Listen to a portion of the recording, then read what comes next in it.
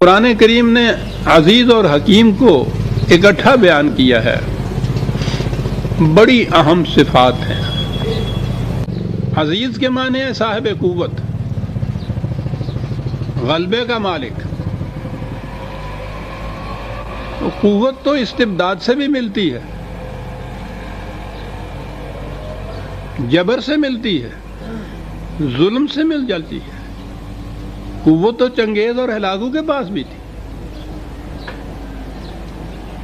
اگر صرف صاحب قوت ہی کہا جائے اس میں کوئی امتیازی بات نہیں آتی۔ اس میں تو چنگیز اور ہلاکو اور ہٹلر اور وہ روما کے نیرو، آج کے دور کے بڑے بڑے مستبد جابر حکمران، وہ سب آ جاتے ہیں۔ لیکن اس نے العزیز کے ساتھ الحکیم بھی کہا۔ قوت اور قوت کے ساتھ عقل و بصیرت۔ قوت کا استعمال عقل و بصیرت کی روح سے، حکمت کی روح سے، ریشنلی۔ تو قوت اور عقل و فکر یہ دو چیزیں اکٹھی ہوں تو پھر یہ صفات خداوندی جس قوم کے اندر جھلکتی ہوں اس قوم کو کہا جائے گا کہ یہ خدا کی صفات کو لیے ہوئے دنیا کے اندر ایک مملکت، ایک نظام قائم کرتی ہے۔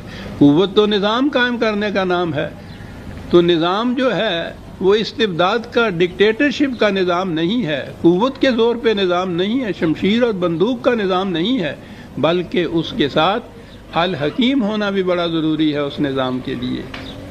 عقل و بصیرت، دلائل، ان پر مبنی نظام۔ یہ اگر الگ الگ چیزیں رہیں تو نہ صرف یہ کہ یہ نظام خداوندی نہیں بن سکتا، بلکہ وہ الگ دو چیزیں تو انسان کو انسان بھی نہیں بناتی۔ اقبال نے بڑی عمدگی سے یہ بات کہی ہے کہ رائے بے قوت ہما مکر و فسوں، اور قوت بے رائے جہلست و جنوں۔ محض عقل و فکر، دانش اور قوت اس کے ساتھ نہیں تو کہا وہ تو باز بن کے رہ جاتے، بلکہ اس سے بھی آگے وہ مکر و فسوں کہتا ہے۔ عقل ہیلا کار اگر تنہا ہے اور اس کے ساتھ قوت نہیں ہے تو عصا نہ ہو تو کلیمی ہے کار بے بنیاد۔